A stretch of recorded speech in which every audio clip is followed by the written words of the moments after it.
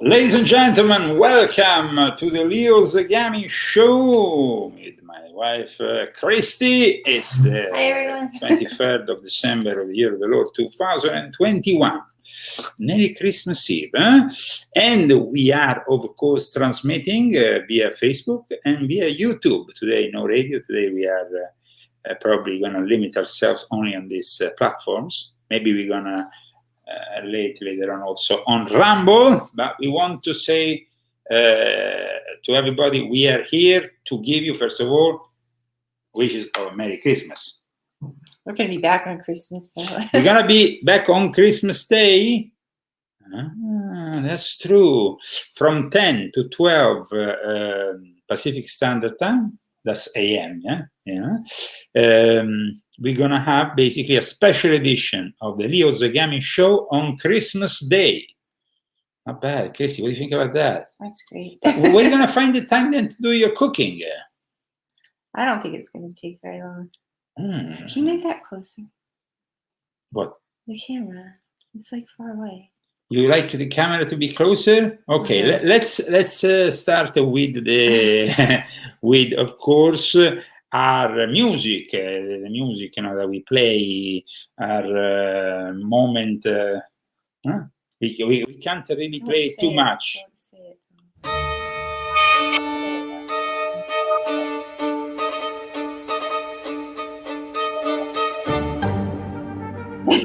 So I can't really play the whole thing, Christine. No, because we're transmitting on Facebook and they don't really permit us to play this song.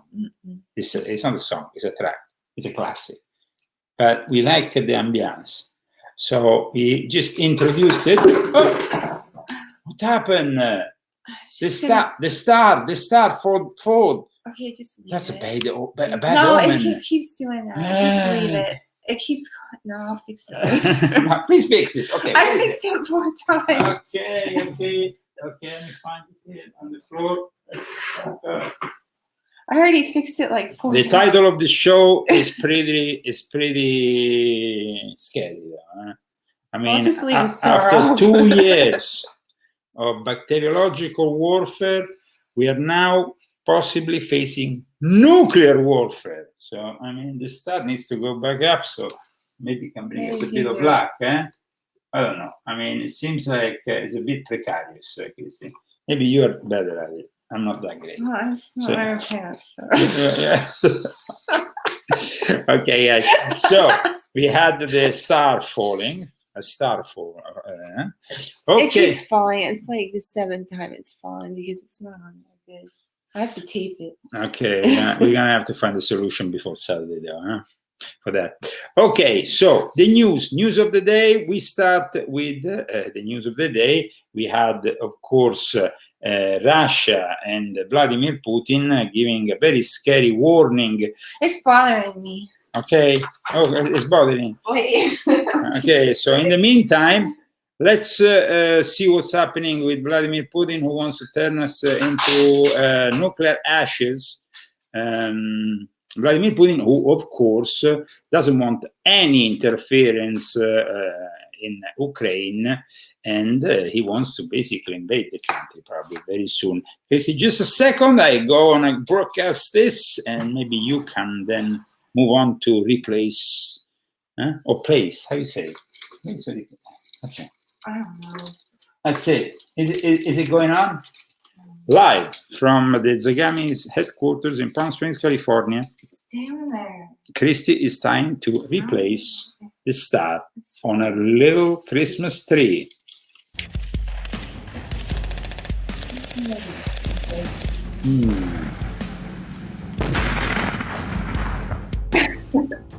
All right. Okay, in the meantime, we are watching how and what's happening here. I mean, we have Vladimir Putin talking. Технический мир. На недружественные шаги жестко реагировать. И, хочу подчеркнуть, имеем на это полное право. Имеем полное право на действия, призванные обеспечить безопасность и суверенитет России.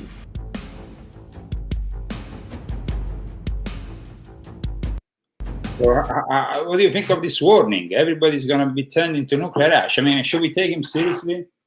he seems to have done this warning in the past. I mean, it's kind of a reoccurring theme. Whenever we get too close to Russia, especially when it comes to matters pertaining to Ukraine, it seems that he's going to get very angry with us. But it seems that this is also something that comes along with China. China's foreign minister just said that he's not scared.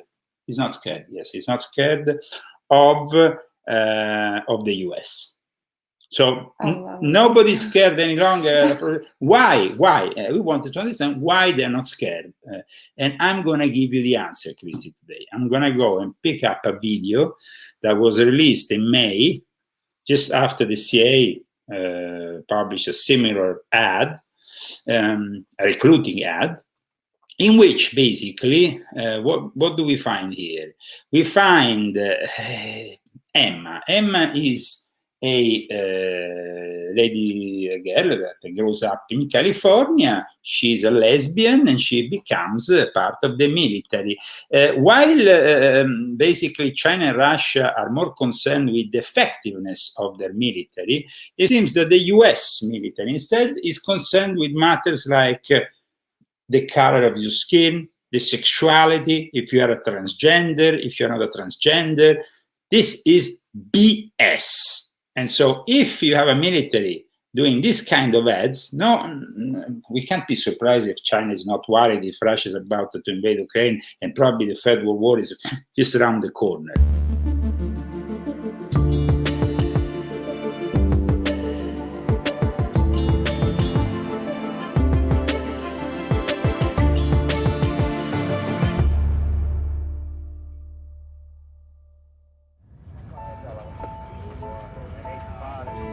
This is the story of a soldier who operates your nation's Patriot missile defense systems. Okay, now, NATO missile defense systems, the ones that are supposed to defend us from Russia. Just a second. Let me listen. Your nation's Patriot missile defense systems. Defend us from Russia.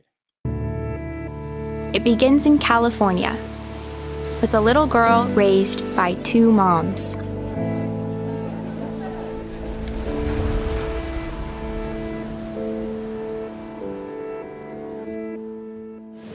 Although I had a fairly typical childhood, took ballet, played violin, I also marched for equality. I like to think I've been defending freedom from an early age. When I was 6 years old, one of my moms had an accident that left her paralyzed. Doctors said she might never walk again. Okay, now, without showing more about this charade, well, we can actually show more about it, just to make an idea. Now, the two. One of my sorority sisters was studying abroad in Italy. Another. In Italy. Sure, I'd spent my life around inspiring women. But what had I really achieved on my own? One of my sorority sisters was studying abroad in Italy. Another was climbing Mount Everest. I needed my own adventures. And so she became a military. Now, you grown up in a military environment, Christy. I'm gonna put we forgot to put the proper mic. Oh. So we didn't really have the proper mic on. People probably didn't hear us. Sorry, guys. Just here we are. Okay, so going back to you, I mean, you grown up in military bases. Your father was a military. You come then from a military family. During the Cold War, they were not obsessed. If your mother was a woman, a man, whatever. If they were both women, if they were obsessed with the efficiency of the military, and that's supposed to be the goal. Yeah. We don't care who is bringing us with a cab from one side or the other of the city. We just care that they bring us there. Now, instead, it seems like the obsession, this continuous obsession on sexuality has transformed basically our society in a woke society, because woke is this new ideology. Do you know what wokeism means, Christine? Yeah. So what is wokeism? So, Just being awake to the libtard ideology, basically, because the that's racial inequality in our country.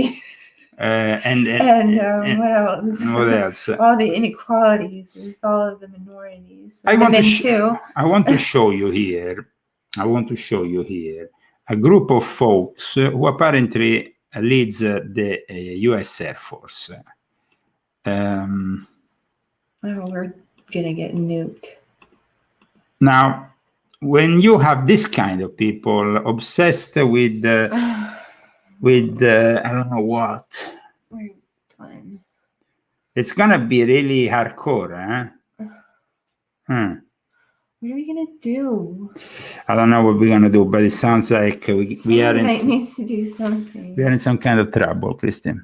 We are in some kind of trouble because nobody's whatever. So Anyway. this is basically America today, and this is the Air Force, but we have also other parts of the American armed forces that are in similar conditions. We're not talking about soldiers here, we're talking about the leaders. We're talking about the leaders of the armed forces that are more interested in transgenderism and fighting what they perceive as inequality instead of fighting the enemy. That's why China and Russia are probably gonna have a very easy time, and America is in big trouble. I need to stock up on iodine. Yeah, that's it. We need to stock up on iodine, because the threat Vladimir Putin has put through is not a joke.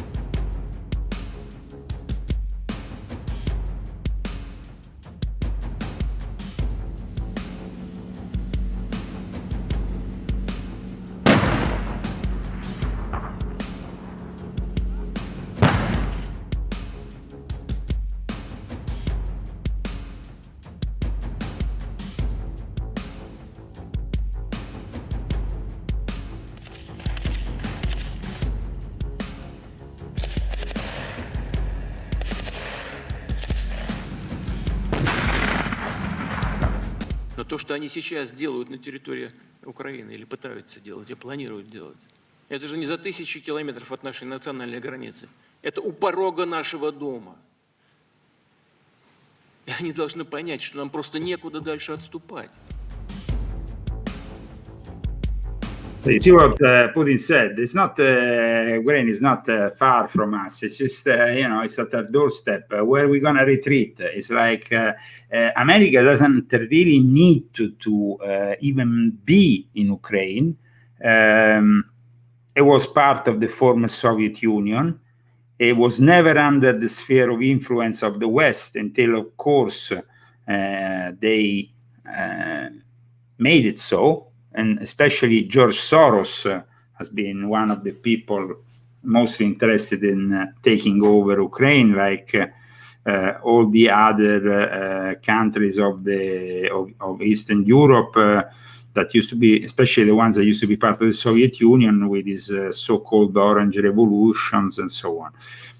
Now, though, this is a real threat, and Americans need to realize that the Russians are very serious about protecting their territory. Because if we, for example, had the Russians invading Mexico or Canada, we might act exactly the same way. So it's kind of like a paradox here that we even need to discuss this to make some sense, put some sense in certain people who think this is an ordinary Christmas. Now, this is not an ordinary Christmas. There's nothing ordinary about the times we are living. In the end times, they want to eliminate 80% of mankind. The fastest way to do it is with a nuclear warfare. Of course, for the last 2 years, we've been fighting already a biological warfare. Biological warfare that is still ongoing, that has weakened all our structures. And of course, it was China that facilitated this through the lab in Wuhan, this virus getting spreading all over the world. Now, the West is much, much weaker. But instead of asking China to basically give us back some money, some compensation for all the damage they have done, we seem to kind of indulge China in whatever request they have. They never were honest with the origins of this virus. Somebody on a comment the other day wrote that I'm rather racist towards the Chinese. No, I'm anti-communist. If the majority of Chinese on this planet, the billions of Chinese that live in China, are communists, well, they are my enemy. That's how it works in my world.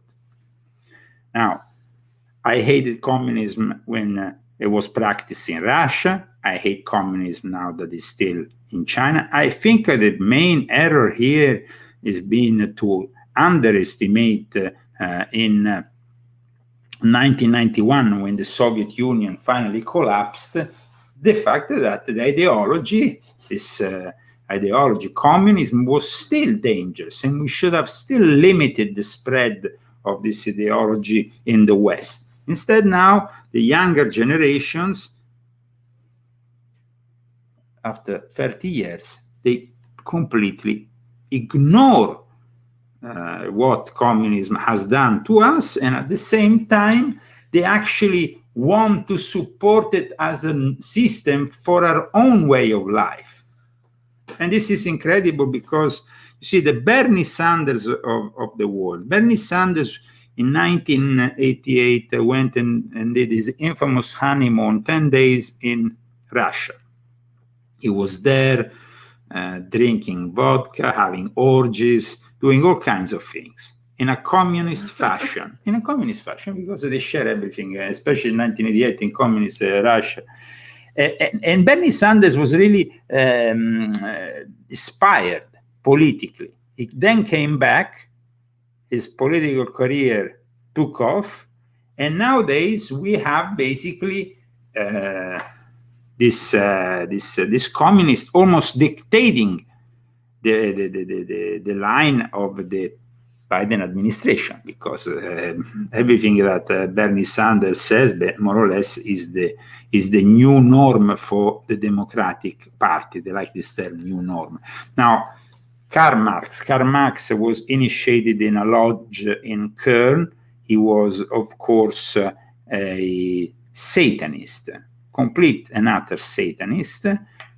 He was a Sabbatean Frankist, which is basically something that you can, of course, understand is contrary to what basically Judaism stands for. It's an heresy within the Jewish world. So we have all these problems, and we have on this side of the world people that seem to have forgot the dangers of communism and instead want to embrace it. All these young millennials, they love communism, they love socialism. Of course, their defense is, we don't like communism in the way it was done in the Soviet Union, or we like socialism the way Denmark or the way it's done in Scandinavia. Well, Scandinavia, and I lived in Scandinavia for many, many years, and I know Scandinavia like I know my pockets, is, of course, has these dangerous socialist tendencies that at one point made it impossible for me to actually continue to live there. And they have also a problem with a lot of people that continuously suicide themselves, because socialism brings people this fact that we are all basically numbers in the socialist world. We're not identified as persons anymore. We don't have a personal sovereignty. We belong to the state. Well, let's move on, because here in communist USA, where unfortunately we have Joe Biden, there is a guy called Bill de Blasio. Bill de Blasio has offered $100 to send a team to your doorstep for a series of vaccinations. Now, I picked up some old videos also from de Blasio, so I want to show you first this brief extract, and then we can go to the next one. Any city resident who wants at-home vaccination, it can be scheduled.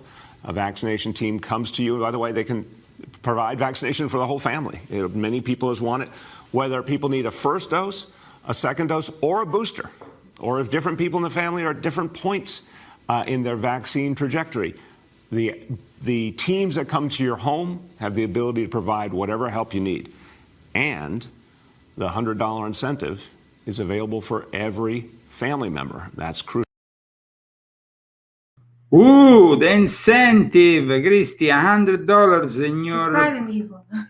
He's bribing people in your beloved city of New York, where you come from.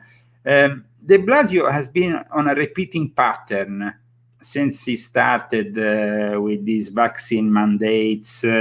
Let's go and check Bill de Blasio when he went last summer, basically, on TV, saying the stick and the carrot as a comparison because the people need it. Look, human beings do well when they have carrot and stick. So a mandate helps people to realize it's time. FDA final approval on Pfizer said it's time. Now, carrot and stick was a term that even Mussolini used at the end of the war in a book. It was the title of a book by Mussolini. De Blasio, of course, is an Italo-American scumbag. I tend to really hate profoundly these Italo-Americans who have married the leftist cause, because it's almost like they have brought the worst of Italy into the US. People like Nancy Pelosi, people like Cuomo, people like Garcetti in LA. These people are not enriching America. Of course, we have great Italo-Americans, but it seems like the ones that we have these days running loose on American politics are the worst. Do you remember when de Blasio went offering burger and chips for the vaccine? Free fries when you get vaccinated? I got vaccinated. You're saying I could get this? These delicious fries? Wait a minute. But there's also a burger element to this? Let me check with Bill Neathart. Is it too early in the day to eat a burger? No. This can be breakfast? Okay. I want you to look at this and think about, again, some people love hamburgers, some don't. Really want to respect all ways of life. But if this is appealing to you, just think of this when you think of vaccination. Vaccination. I'm getting a very good feeling. Now, Christy, you are Italo-American. You also grown up in Brooklyn. Somebody asked in the chat. At-home vaccination. It can be scheduled. A vaccination team comes to you. By the way. Yeah, they can come to you. Don't worry. Don't worry. They can come to you. Somebody asked how we met. We met in 2008 through a friend on the internet, and it was on MySpace, which at the time was like. Quite popular. I mean, it didn't have. I wrote about it in my book. Yes. You why don't you can pick up your book so we can show them? Also, I thought they were over there. Yeah, no, I didn't bring them. So that's how we met. But if you want to know really the details of how we met and how we started knowing each other and how she came to Rome, you should definitely get Christie's books. Because Christie's books give also a female perspective of what happened to us, no, Christy? Yeah, it's a whole other story. So, here are the two books. One, of But we didn't course, really start talking is- until 2009 because I didn't really talk to him at first. she kind of like thought I was too much of a weirdo. So our love affair really started New Year's Eve 2008, 2009. No, 2009. Exactly. 2009. Yeah. Well, it's Yeah. New Year's Eve. Okay, well, 2008. Yeah, okay. So, in this book, you can find the answer. You know, the Well, you volume just- one is the It's not first. that complicated. But it tells you a lot of These are your details. books, too. This instead are my books, which of course I will invite everybody who is following us to acquire, to purchase, because they are important, and especially now, guys, that we are basically almost reliving at times the threat of Nazism, because that seems like Nazis were like, and not only that, people think about book burning only connected to the Nazis, but book censorship was very big also in communist Russia. So we have already people like Elizabeth Warren inviting Amazon to censor books. I will invite you to purchase these books because I don't know for how long we're going to have them around. Well, I mean, of course, but we're always going to find a way to hopefully be able to sell them to you in one way or another. But at the moment, they're available on Amazon. The great purge of the leftists has still left untouched books, which is, I mean, when they start with books, then we're going to really be in trouble. They have, though, with some books. So Even yours. Even mine, I had Not to, with mine, not mine. but I had to put out of commerce a book. I had to take out some stuff, and then I had to put it back in common. It was really crazy. If you want to instead support us, we have Cash App, which is very popular here in the US. We have Fundly, and we have also GoFundMe. Fundly, GoFundMe, and I said it. No, but I mean, sometimes you have to say certain things. You shouldn't have said it. I don't know, because they censored us on PayPal. I hope they don't censor us on other on other platforms. But Cash App seems to be very popular. Cash App seems to be very popular. I like Cash App.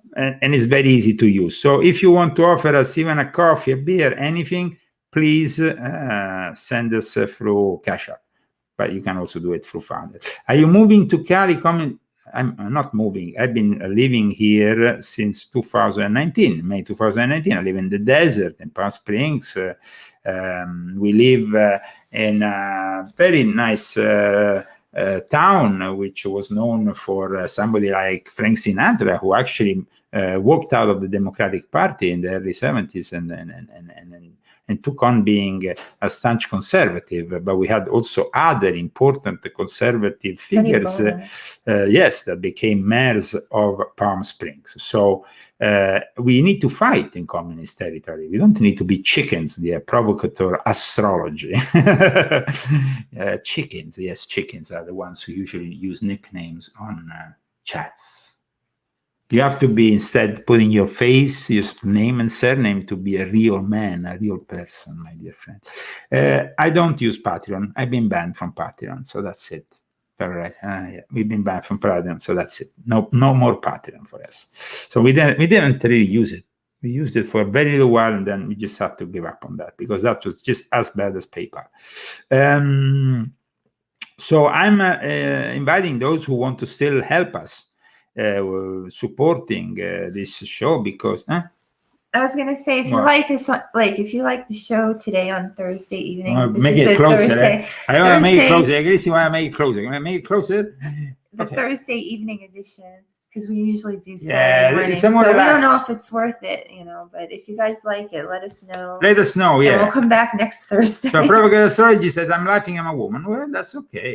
As a woman, you should still show your name and surname to not be a chicken woman. Sorry. I have to be nice, I know, but I'm not very tolerant with people when they make questions that are stupid. What was the question?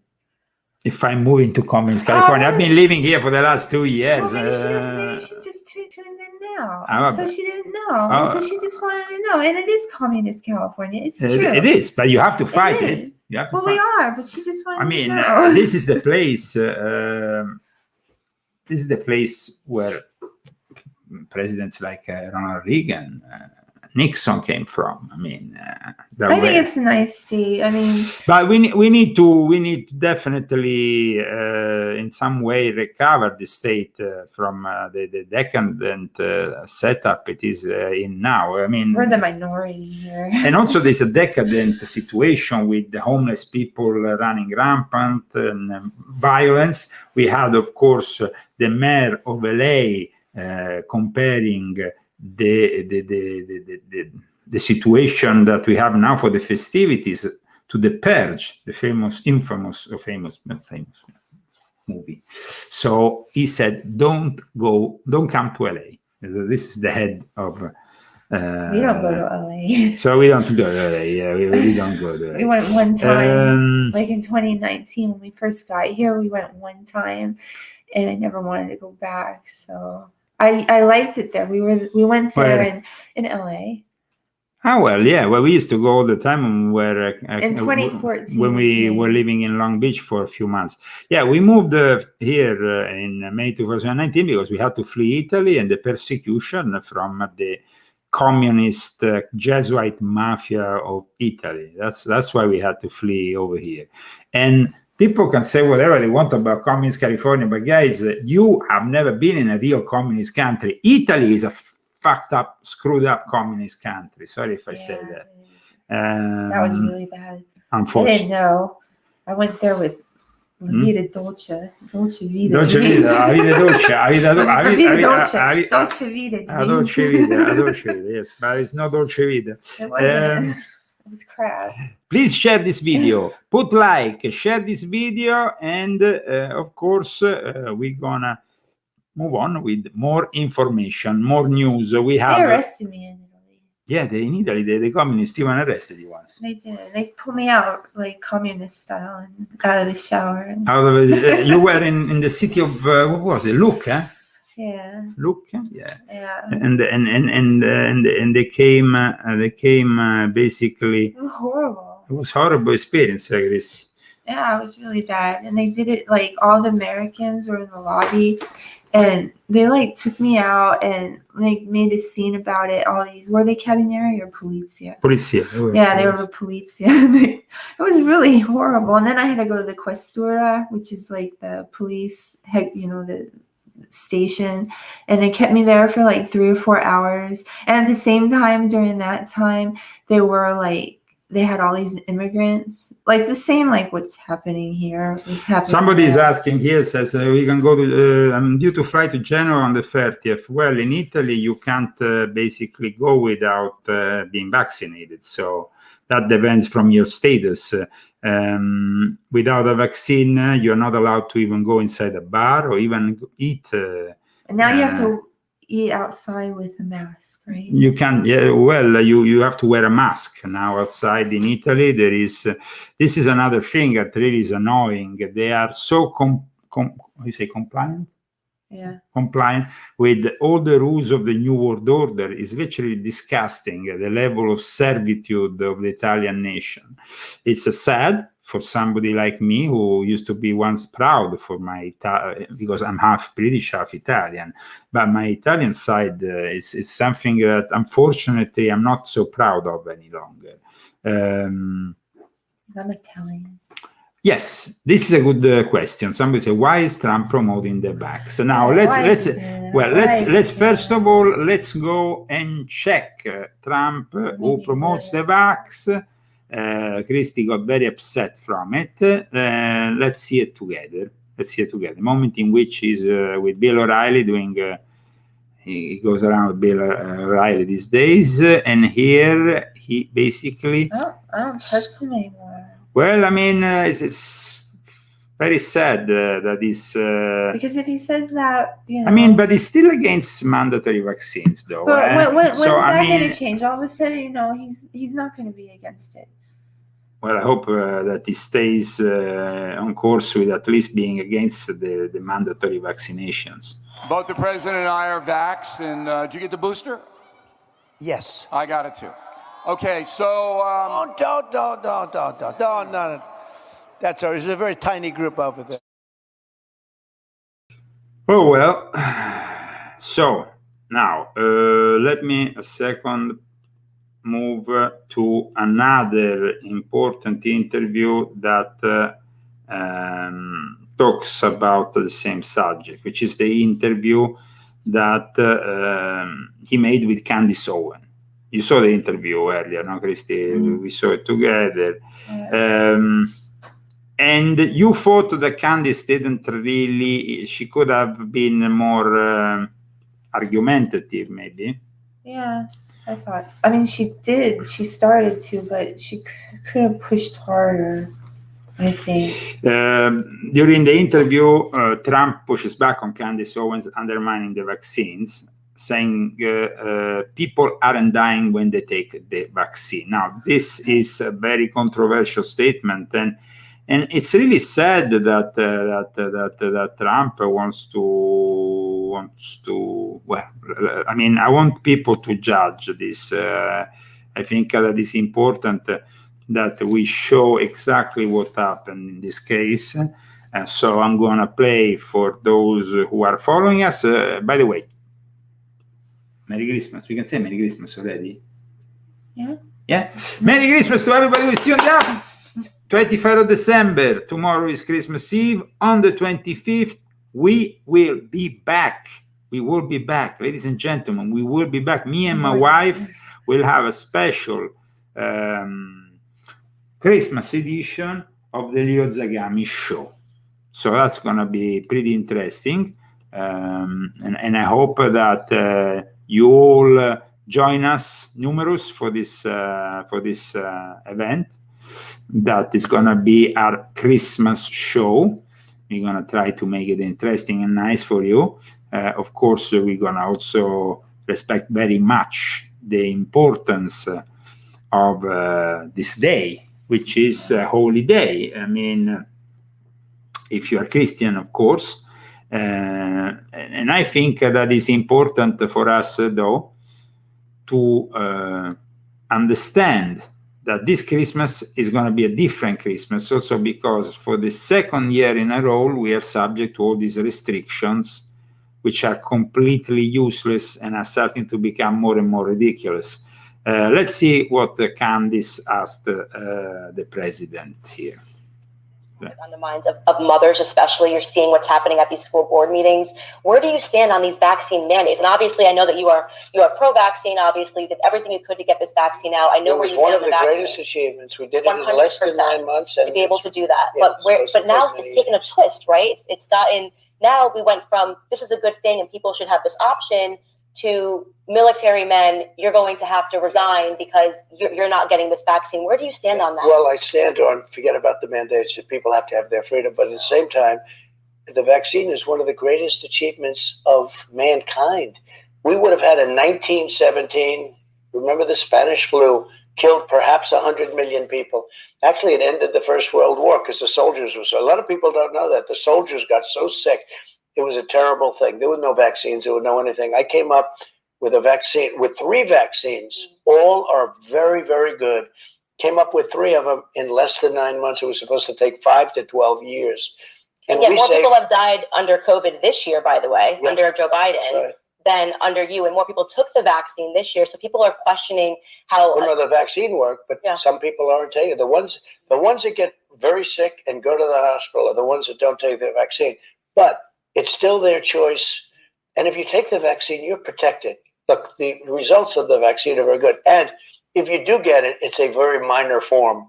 People aren't dying when they take the vaccine. What about the masking of children? That's a big one for moms right now. I think it's a terrible thing. That flies in the face of science. The kids have a virtual 0% chance of dying of COVID, and yet they're insisting on these vaccine mandates. On these masking mandates, and now even the vaccine mandates for small children. And what's going on there? I think what's happening is you look at the masks where Fauci and a lot of other people said masks don't mean anything. All of a sudden, he becomes a radical masker. I don't like to see the kids with the masks on. They're sitting in school. They have a hard enough time sitting in school. Looks like China. I've been to China. Well, and yet China's education system's a hell of a lot better than ours. You know what? They're rated number 2 or 3, and we're rated number 44. But masking children, I mean, No, it's bad. the way it looks, right? It doesn't look like a free country. I'm against it. Okay, now I would like to open a discussion on this point with our viewers, though. Okay. So maybe we can open the phone lines soon, but not before, because of course Trump is not perfect.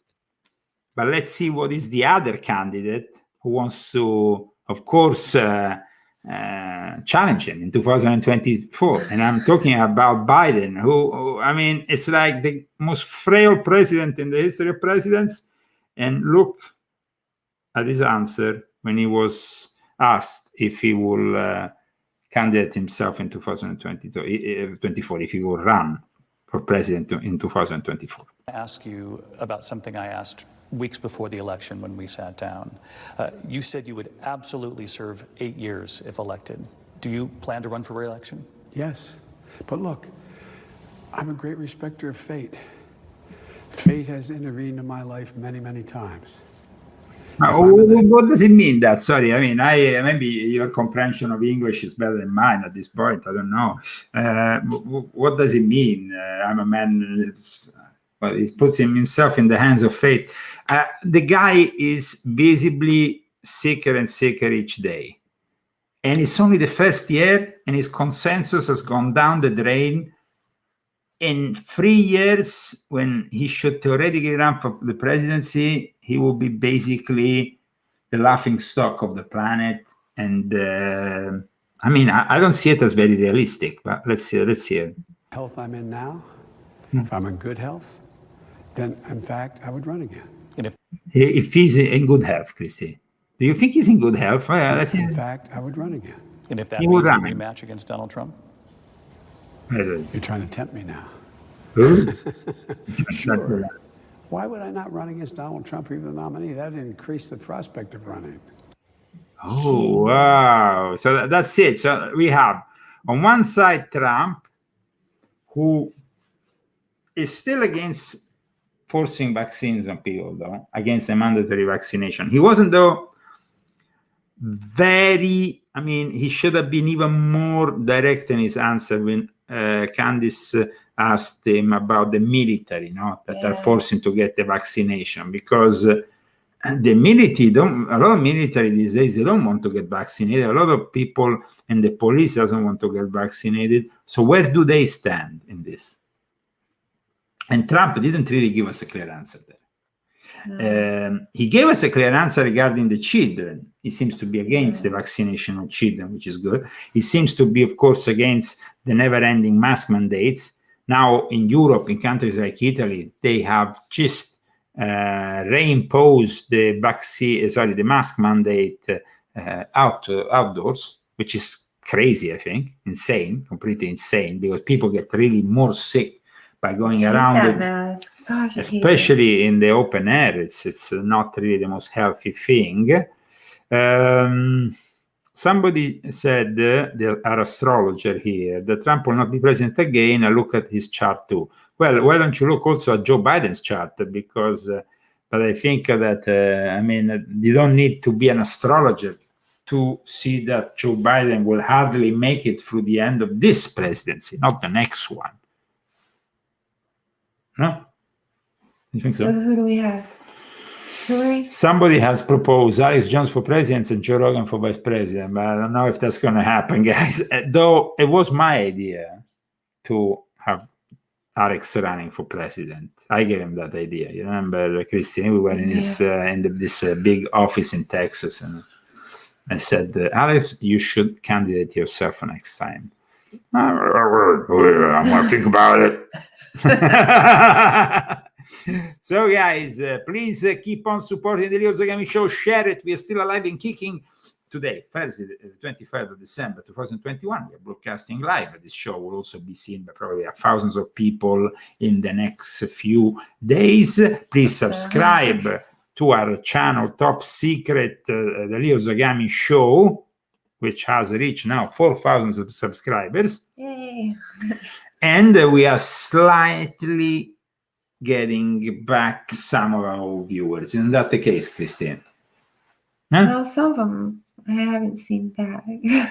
Unfortunately. Most of the ones from before they took your channel away, they never found us again. I wasn't it's not easy. But Dio di Proteggio, he was here. He was there. Yeah.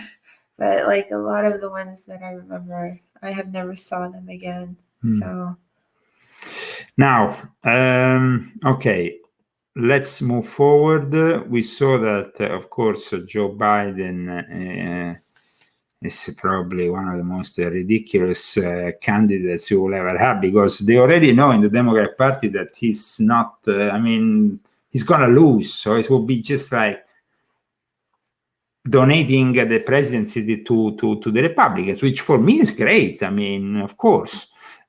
We had, though, this incredible scene. He's always preaching for mask mandates all over the place, but he wasn't wearing a mask. The only ones wearing a mask here were the Marines playing the music. Bocelli. Andrea Bocelli. And I think that is his son. I'm not sure. Next to Bocelli. They are singing for the president and his wife.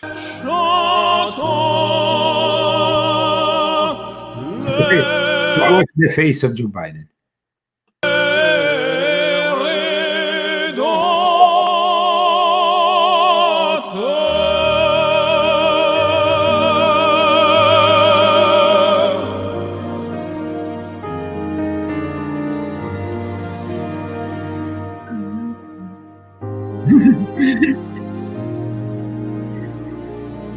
Well, it's nice. Why are we the modern plebeians? They can go along not wearing masks, and all the others there, as you can see, are masked. Well, he can't wear a mask if he's singing. Okay, but the rules should be the same for everybody, and they should actually distance if they really believe in their circus. It doesn't really make sense, because we have churches closed down here in California and in other places because the people, and we even had the prohibition of singing in churches, because singing was said to be, if you remember well, in the first phase of first year of the pandemic, they said that singing was a way of spreading the virus.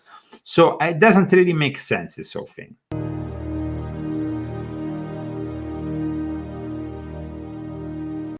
By the way, somebody asked me, is Bocelli a communist? Bocelli is a communist. He comes from Tuscany. He actually comes, I think, from either, he comes from near where you were arrested by the police. So he comes from Tuscany, which is traditionally, unfortunately, a communist region, full of libtards and full of Masonic lodges that support this libtard behavior. You have to understand that actually communism as an ideology was probably created by a guy from Tuscany, Filippo Buonotti. I talk about him in my books, who joined the Illuminati and spread this evil ideology and was inspirational then later on for Karl Marx. Okay, we have more news before, of course, opening the phone line, because I know, Christy, that you like to open the phone lines. Huh? Now, this happened at Panero. How is it called?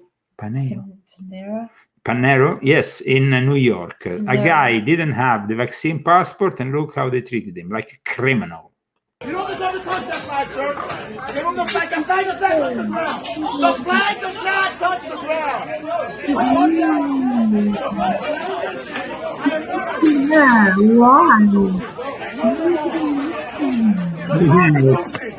Of the United States.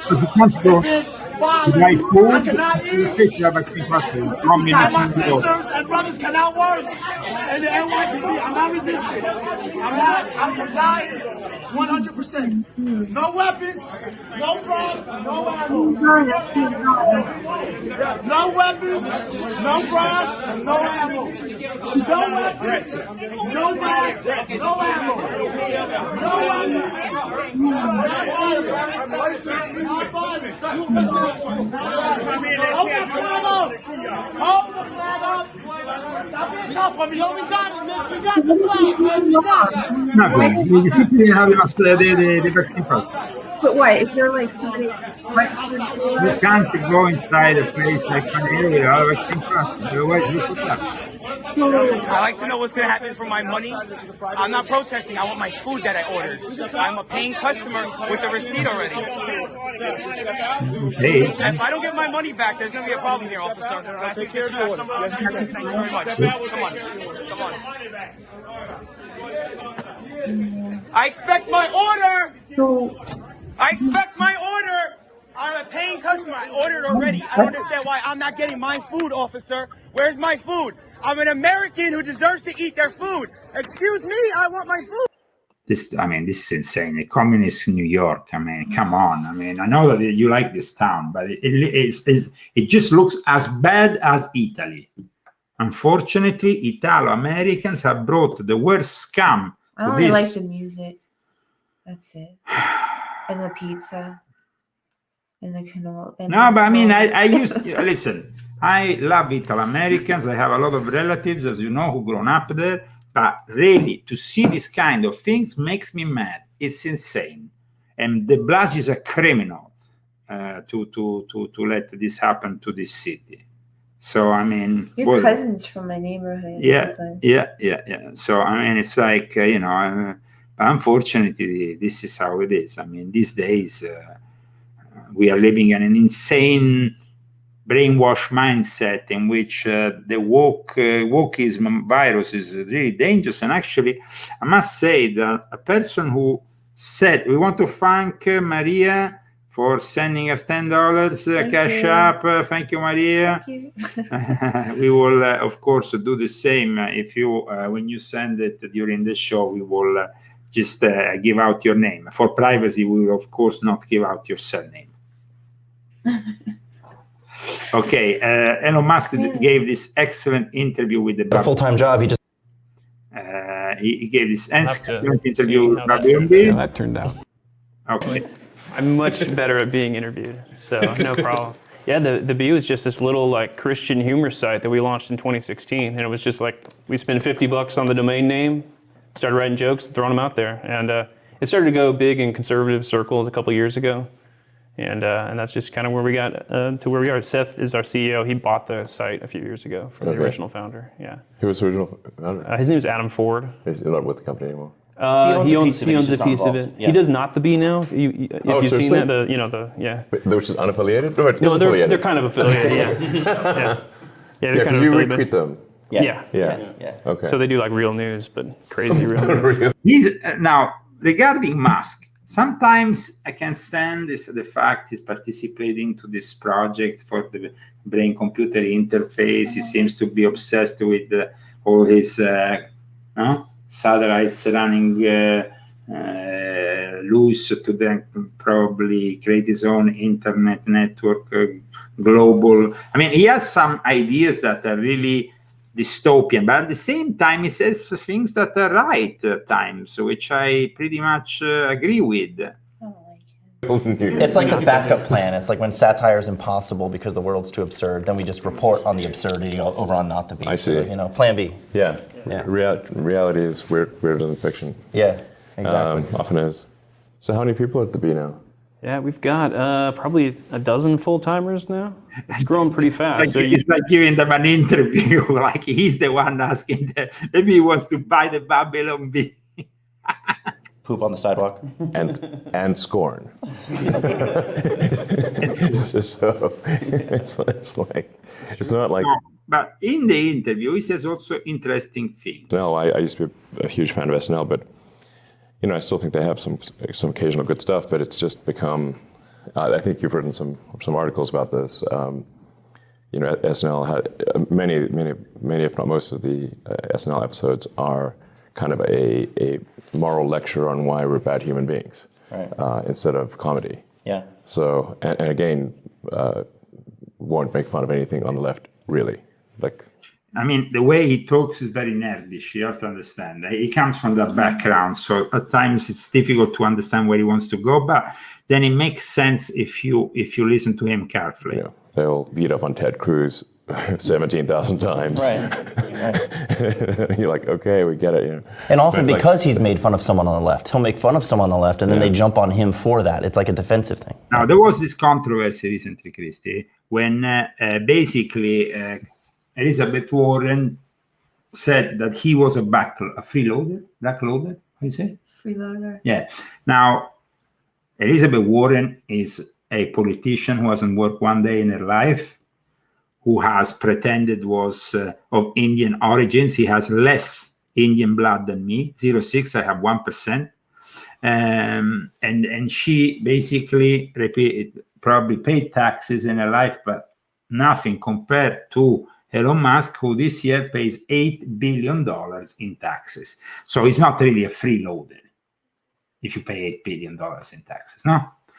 So at least he pays. Yeah, exactly. So it's just there are just a lot of no-fly zones with a lot of comedy, and then you realize that's like, wait a second, is the comedy getting at an essential truth, or trying to, or is there a propaganda element, or is it trying to push you in a particular direction?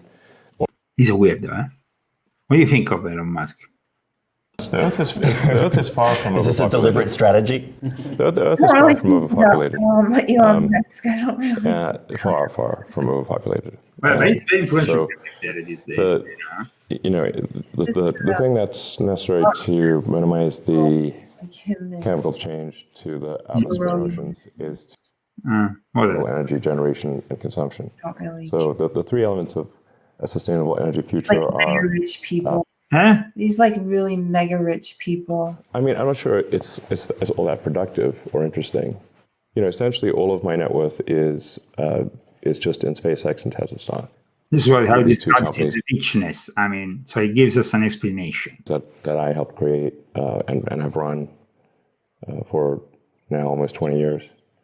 Have done a lot of useful things. SpaceX launches more payload to orbit than the rest of the world combined, and has a global internet system called Starlink, and is the primary provider, the only U.S. provider of astronaut transport to the space station. We publish 6 to 8 satire articles a day. Some of them are funny. So that's, pretty good. So SpaceX, it transports U.S. And as well as non-U.S. Astronauts to the space station. That was previously the U.S. was dependent on Russia, who was doing a good job, but charging kind of crazy money per seat. So with SpaceX, the cost per astronaut dropped dramatically, and the money was went to jobs in the U.S.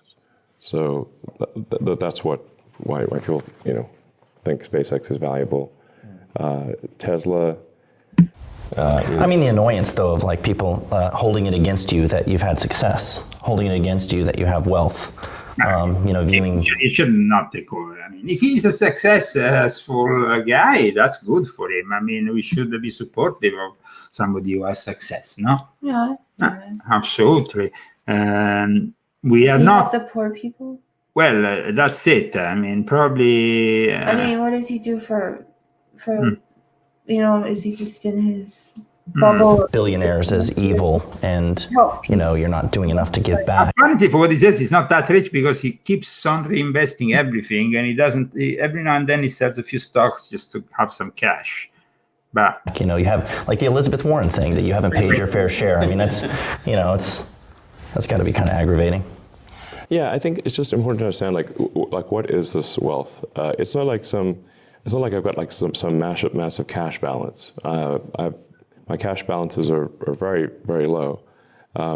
And at least until I sold stock, which is really the first time I've actually sold stock in any meaningful way, really care which about was this quarter. I simply had to learn. So, guys, Christy doesn't care about Elon Musk. Well, it's not true. No, but Elizabeth Warren, she's a freeloader, and most economists are freeloaders, suppose. No, that was bad. No. When it comes down to AOC, she's a Jesuit school, and somebody who comes through the background who pretends to be a communist. And she's a freeloader. She's a typical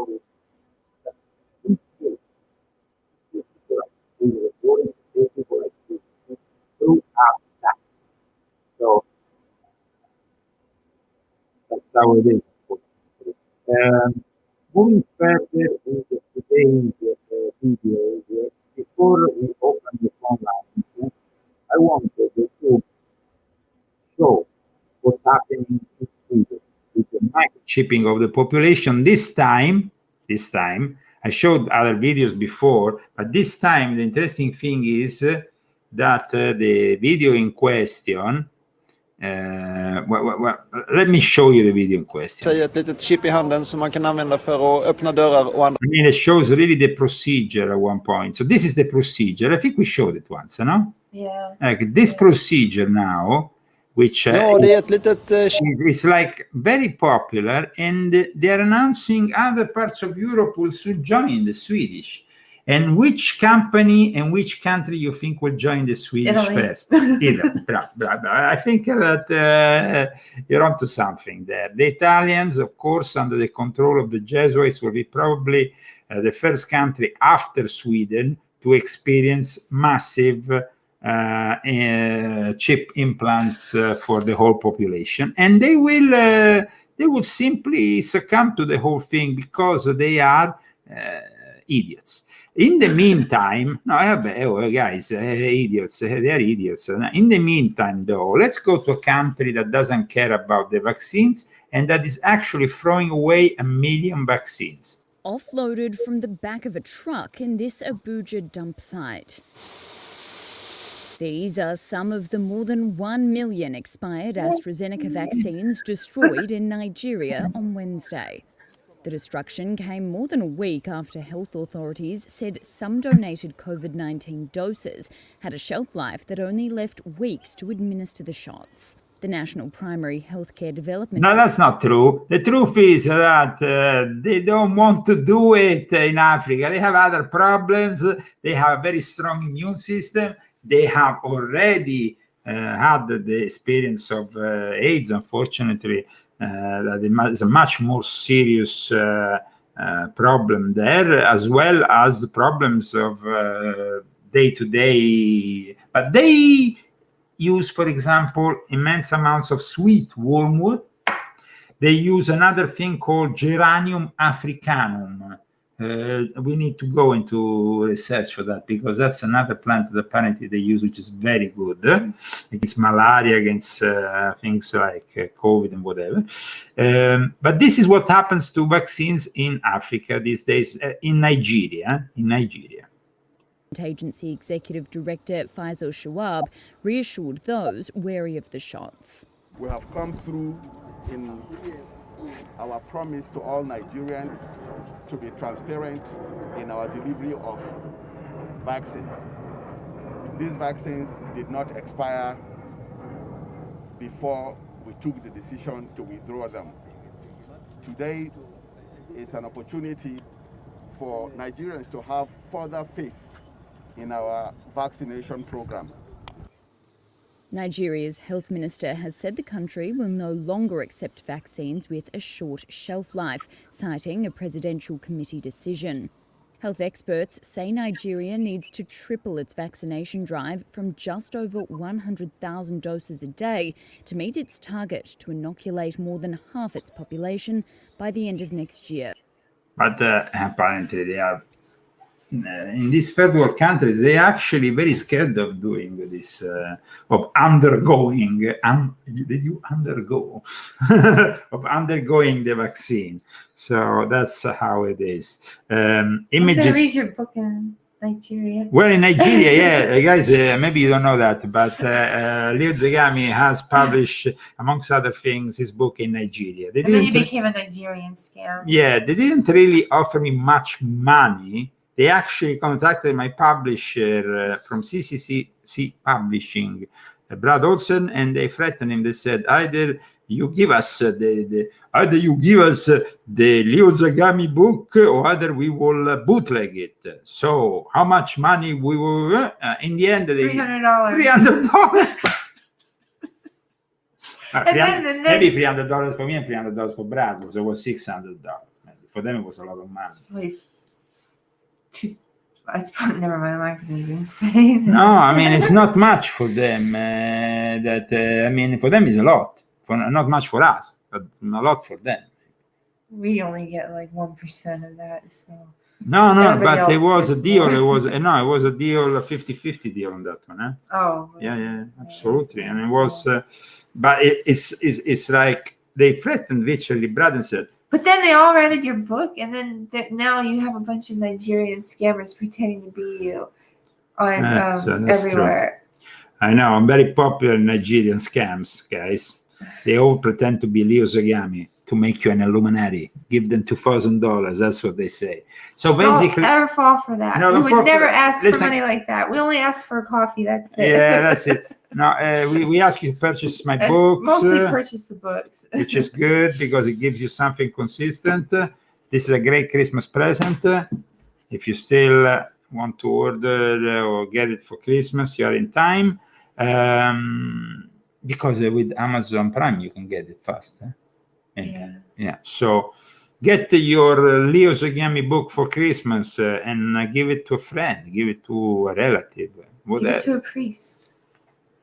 Give it to a priest. Yeah. Okay. Yeah. Open the phone lines. Let's open the phone lines. Ladies and gentlemen. Okay, the phone lines. I'm gonna open the phone lines. I'm gonna give you I have to give them the phone number though. Maybe my sister will call in. Your sister? I told her to call in. Yes. Okay, that would be really cool to actually listen here through the radio. How can we say through the phone, your sister, and relate here on YouTube, Facebook, and whatnot. That would she won't call. She won't call. No. Okay. So let me give all of you the phone number where you can call. The phone lines are now officially open. For those who already have the number is 970-577-6369. I repeat, 970-577-6369 with +1 if, of course, you're calling from outside the United States of America. Here we are. Of course, let me put the number here on the screen for all of you. Okay. And now you have the number on the screen also. And the lines are open in case you want to call before the end of the show. And in the meantime, we can continue. I want to say hello to all our friends who are, of course, sending messages here. Hello, Leo. God bless. Hello, Leo. Hi, everyone. Good vibes. So hello to Jenny White, to Kendra Modic. Jenny White is actually from Italy. So I think, and then there is some Italians that appear here every now and then in our chat. Andate in letto. Under the letter. Probably the early hours of the morning in Italy. It's not so late anymore. It's early hours of the morning in Italy. So maybe somebody's tuning in from Italy. Ciao Italiani! Ciao Zagamiani! Okay. At this point, let me move forward with yet another video that I wanted to put through. And this time is a video which I would like to have your opinion on. because this guy is the fashion designer of the Pope. Okay. And he makes perfumes with titles like cyber sex and all kinds of weirdo stuff. And he's openly gay. No problem, but he makes the clothes for the Pope. That's okay. Yeah, but he could also, he makes perfumes called cyber sex. It seems to be a little bit, no? Cyber sex is not really in line with Christianity. Huh? Here he is. This guy, basically, Filippo Sorcinelli, is the fashion designer of Pope Francis. Okay, somebody's calling, so let's interrupt this. Hello there, welcome to the Leo Zagami show. Who am I talking with? Hi, this is Maria. How are you? Maria, hello. Where are you calling from? I'm calling from Miami. Ah, okay, great. How's the weather in Miami? It is beautiful. It was, it's what, 70s, in the high 70s? Not bad, not bad, not bad. So you're having, I hope, a great Christmas. And you have any question for us? Anything to discuss with us? I do. Yes. I do. My question is, what is the difference between the Freemasons and the Illuminati? Okay, that's a great question. Thank you very much, Maria. First of all, I will recommend you to purchase my books so you can maybe understand a little bit better the answer to this question, especially Volume 1 and Volume 5, I think, in particular.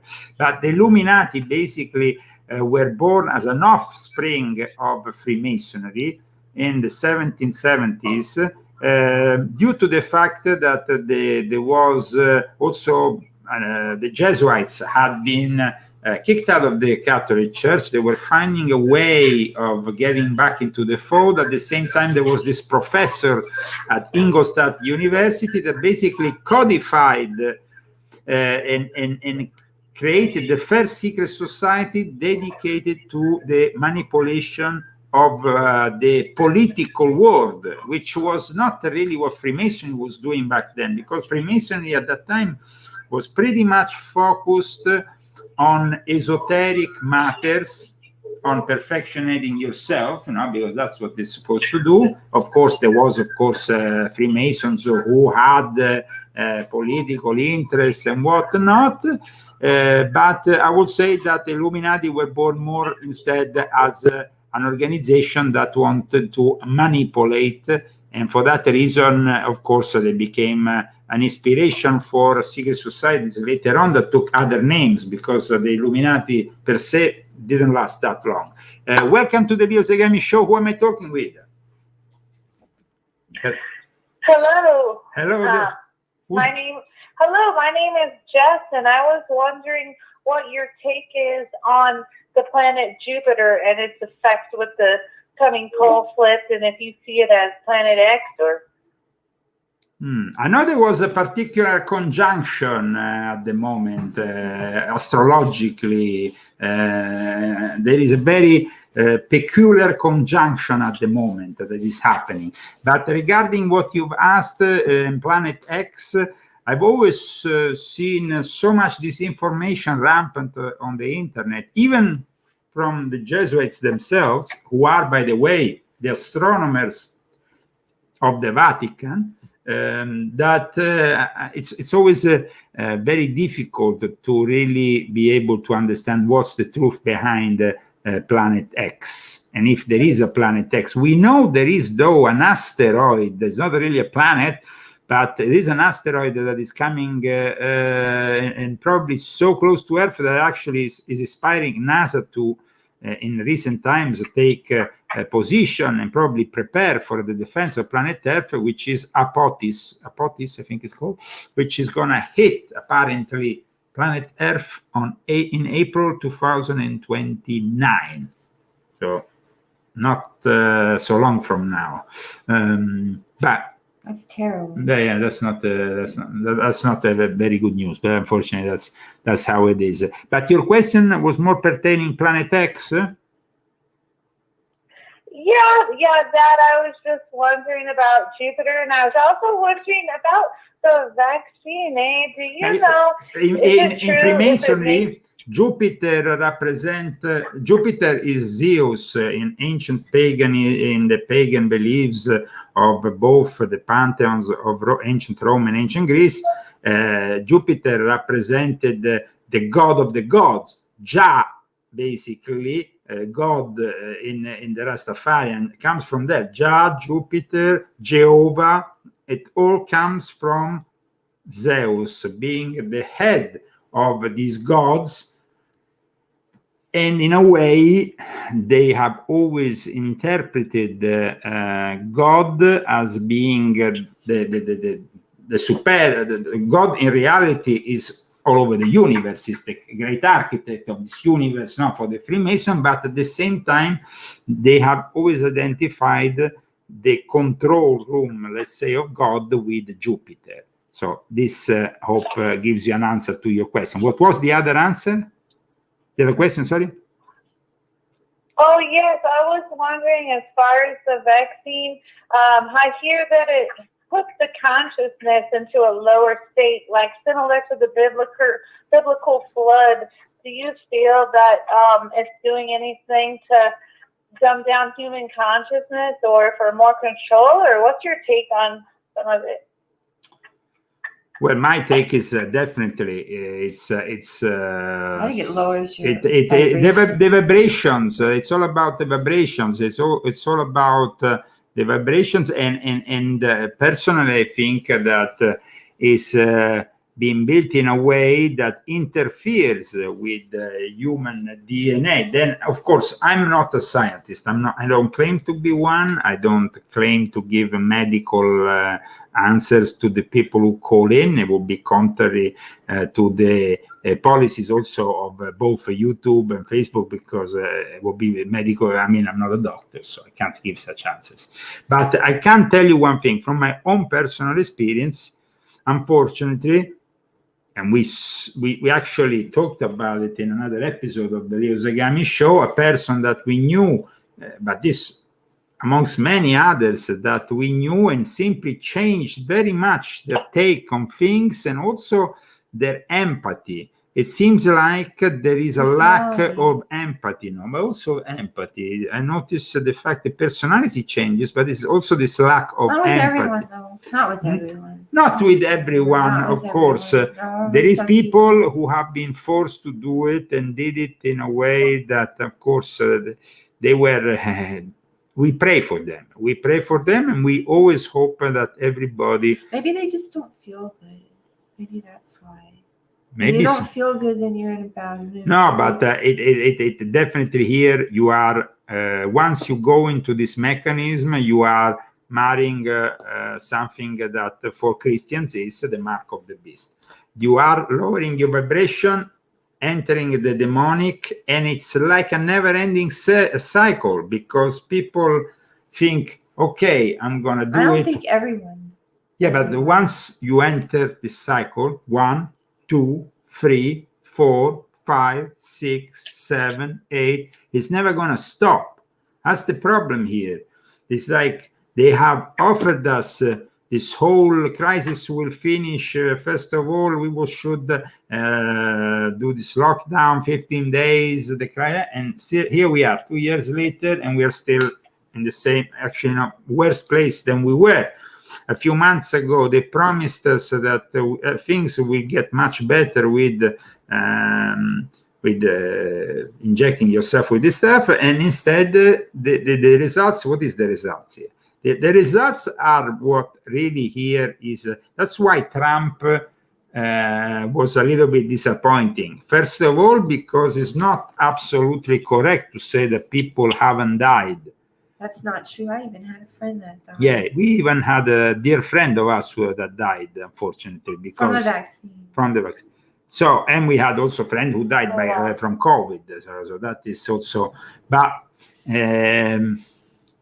listen, it's like I personally think that we are in the middle of a bacteriological warfare. And this bacteriological warfare has, of course, a geopolitical implication on the surface, but we know that deeper it's a spiritual war, and that this is the end times, and that basically we are fronting the period that is before all the unfolding of the mark of the beast on a massive scale, the Armageddon scenario that will see, of course, most of humanity, though still siding with the demonic side for convenience. We see it every day here. I mean, there is an image that I would like to show our viewers and you who are calling in that really gives us a clear idea of where we stand today. Because, as you know, people are going to the cinema to see a film called Matrix 4. Now, in order to go to the cinema, they have to show the vaccine passport. Now, that is a paradox, because the Matrix was actually a film and a whole series of films that followed based on the concept of being trapped, caged into a world which was completely controlled. And now we see it here happening with the film Matrix, the request of the... It doesn't make really much sense. It also doesn't make really much sense that apparently this film is being now kind of discussed in political terms, because apparently the makers of this film wanted to, they were not happy with the fact that a lot of the terms that were used in the Matrix ended up being used by the right, what they claim is the red pill for the right-wing wingers. And so a film that should simply be entertainment becomes instead a political tool. But it is true that we have the people who have been red pill understand things in a different way. That is a term that definitely I like very much. So this new Matrix that wants to reclaim the red pill from right-wingers doesn't really make much sense. Now, I haven't seen really this new film. I will soon. You're going to watch it soon. But I don't know. I hope they haven't ruined it because of their political rubbish and their political agenda. Any other questions? Wow. Well, I think that's it. Maybe one last final question, if that's okay. I know that the Mayan prophecy talks about during this end of the age and cycle about a god coming into a portal. And I know I've heard rumors of some say, like in Israel, they claim that there's a Messiah-like figure coming, and others say that Ra is coming. I was just wondering if you had any opinion on this as far as the Antichrist, as well as some sort of Messiah figure, or? Okay. So first of all, thank you for calling in, and thank you for your question. We will of course pass on to the next viewer, but before that, we will answer this question. This is very important. We discussed in an article a few months ago. I even made a few videos about it. You can find on leozagami.com an article regarding this Messiah figure that they claimed appeared in Israel, and I made a whole investigation on it. I talked with several of my Jewish friends about it, and they seem to think that it wasn't, after all, such a big deal, because there's been many other people in the past that made similar claims. Though, if we were to follow the Jewish tradition by the letter, we still have to wait. I think another couple of hundred, I don't know how long, but it's also true that the Jews have delivered worldwide a prayer, which I actually also broadcast on my show, in which they asked the Messiah to show up in advance. Welcome to the Leo Zagami Show. Who am I talking with? Hello, Leo. My name is Eric. Eric, where are you calling from? I'm calling from only about 4 hours from you. I'm on the Central Coast in Pismo Beach, California. Oh, well, and fellow Californian, what's up and what you would like to ask to us today? real quick, I got the privilege and honor to meet you and your very lovely wife at a get together several years ago with Brad Olson at a house that we rented out there at the Yucca Valley, and you did a talk. You remember we got to hang out? Yes, I'm the tall yes. guy with the glasses. Yeah, cool. I remember. Yes, when I just arrived here, we arrived here 2 years and a half Yes, ago. you just gotten here. Yes, I've 2 years been and a half following ago, your huh? show, and I want to make a donation, but I'll make it in private because next time I come in your area, maybe I could take you out to dinner and your wife too. Oh well, that's very kind of you, and thank you so much for your for kind gesture. I hope you have a great Christmas.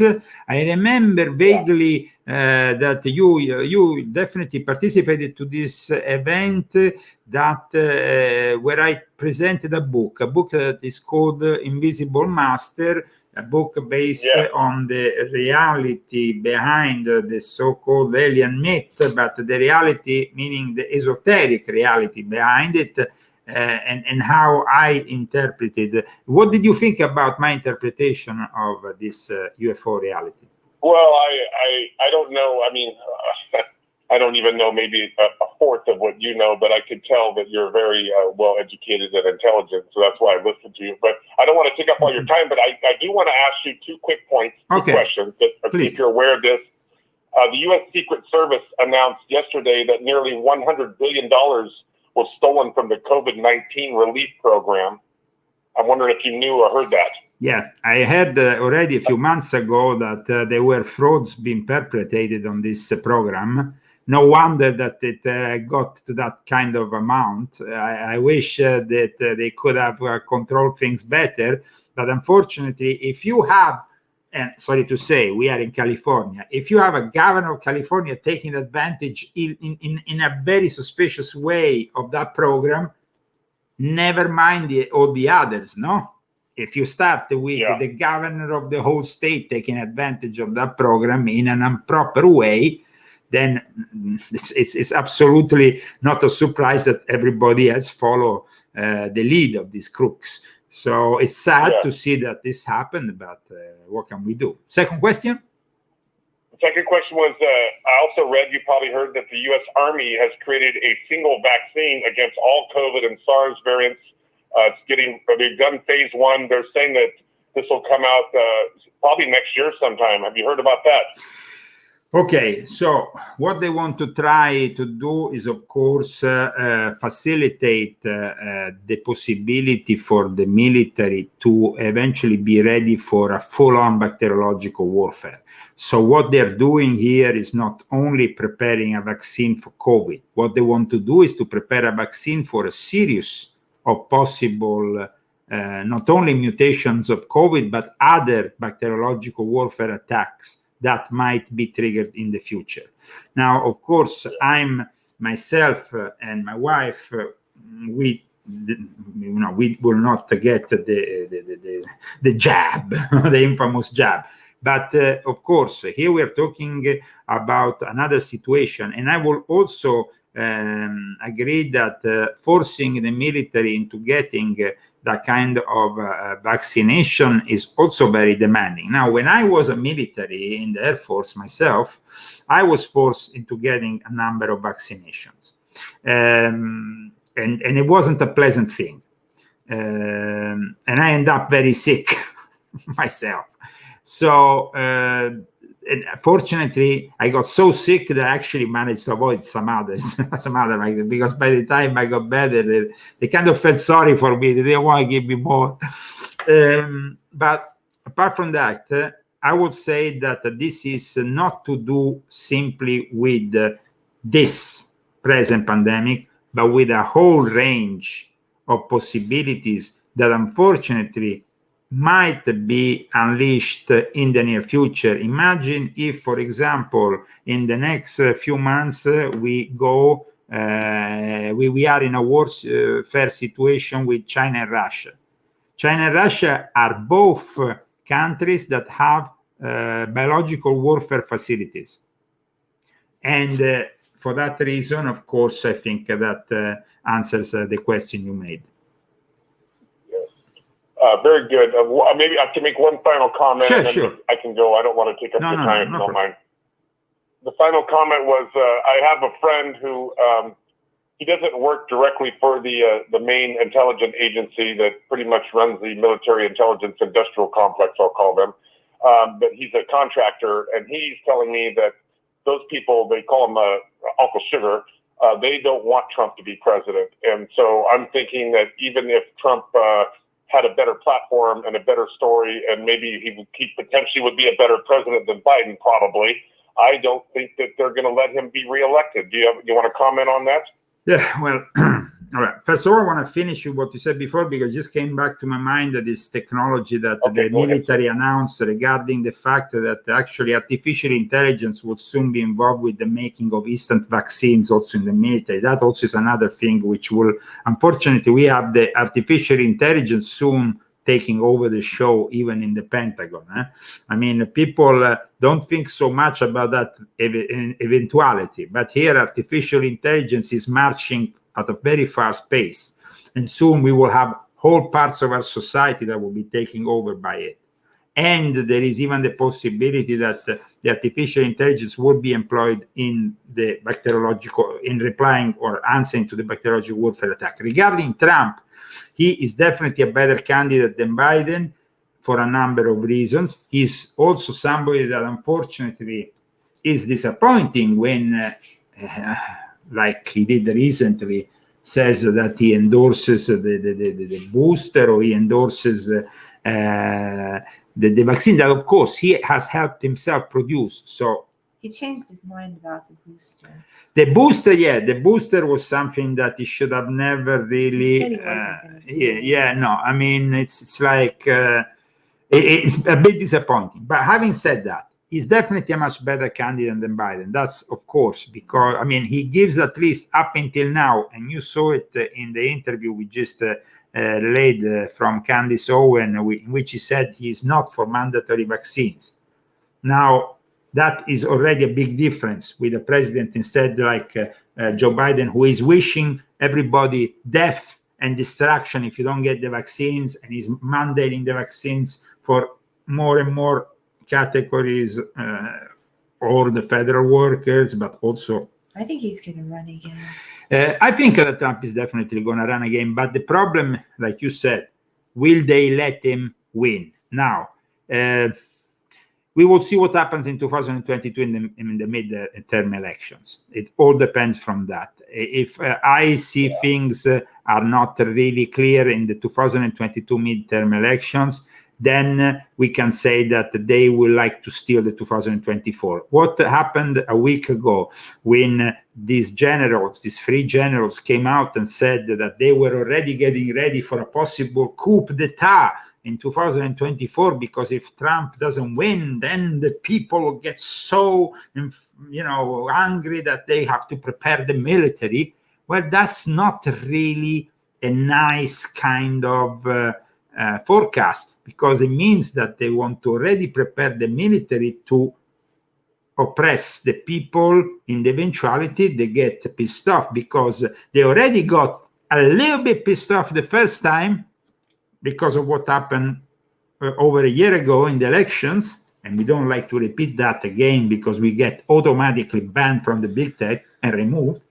But we have a lot of doubts, at least, on that election, no? So, 2024 election, if they play that card, which is basically to force Biden, I don't think has a chance to candidate himself, mainly because of his physical problems. So, but anybody who's running from the left will lose, because their politics, let's say it very frankly, they suck.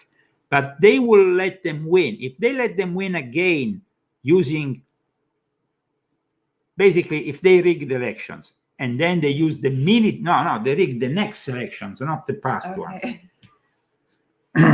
If they rig now, I'm with you, Leo. I'm with you. Okay, if they rig them and they get the military to intervene to protect, that will be civil war. So I think that between 2024 to 2025, and that's why my new book which is about to come out in the next 2 or 3 weeks, is very important, because in this book I basically explain not only what might happen, but how to survive it. So my next book is being actually based on this subject that you have asked me. And I tell you, the fact that these military are preparing and saying, oh, if Trump doesn't accept the loss, listen a second. Let's be very frank here. Mathematically speaking, Joe Biden at the moment, what kind of percentage has in the polls out there when it comes down to consensus?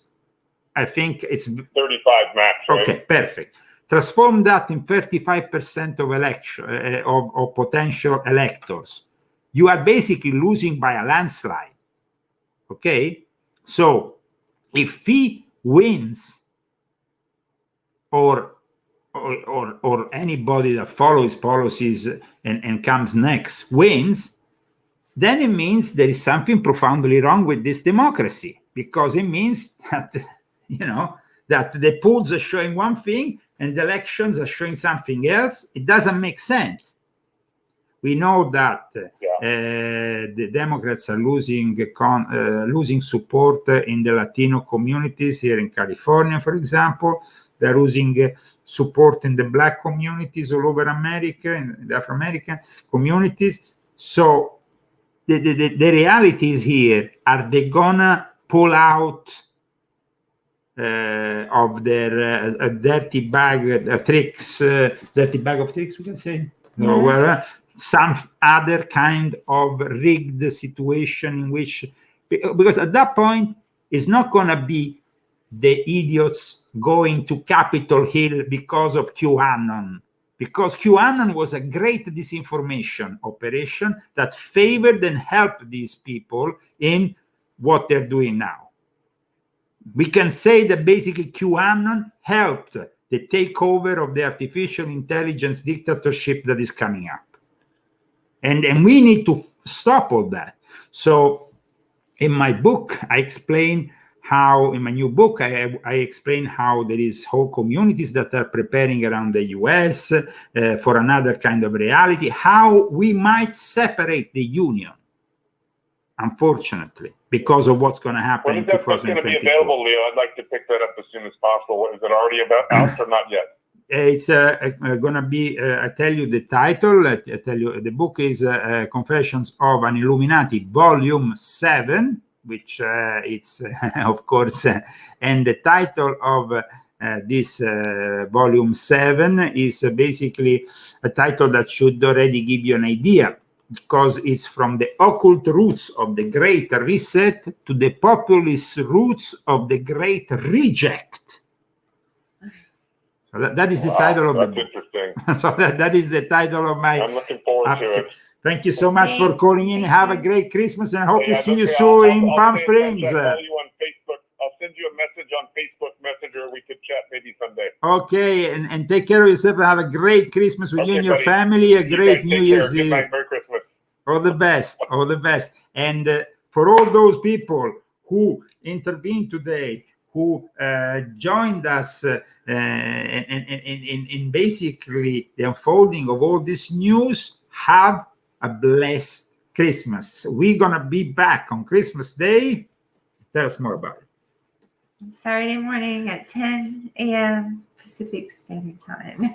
Ooh, for 2 hours on Aftermath. We're going to be broadcasting also on Aftermath FM. Aftermath FM and YouTube and Facebook. And just tune in. We'll be here. Tune in. If, of course, it's Christmas Day. You can't expect people to hang around with us. They have their families, they have their food, but we're gonna try to make it very relaxed and very family-like. I would like you to cook while we are. I'm not cooking. No. Why are you cooking while we show? Either I do this or I cook. I don't do both. No, but since it's dinner, I don't cook. The thing is, I'm not going to cook until it's really not as complicated as Thanksgiving. So I'm not going to cook dinner or lunch. So it's dinner. So it'll be over with, and then I can cook. Okay, guys, take care. You just want me to put my apron on. I like how you are wearing the apron. I do the Italian show like that. I'm always cooking. Okay, guys. I like to cook though. Bye, everyone. Rambo, Leo, Christy. Where is Rambo? Go pick up Rambo. Okay. So we show him to our viewers. Help supporting the Leo Zagami show with Cash App, with GoFundMe, GoFundMe, and everything else. Okay. Yeah, you have to bring to work. Let's show this beautiful dog here. Ah, Rambo. Whoa! Oh. You have a hoodie, Rambo. Why don't you show that you have a hoodie? We woke him up. You grumpy. Okay, guys. Remember to not respect the rules and regulations dictated by the Marxist White House, because they said that if you have an unvaccinated relative, you have to basically disinvite him. To that we say, screw yourself. Is that okay? Yeah. I don't know if it's okay, but I said it. Bye, everyone. Bye, everyone. Merry Christmas Eve. Thanks for tuning in. From Palm Springs, California, that was the Leo Zagami Show. See you next time.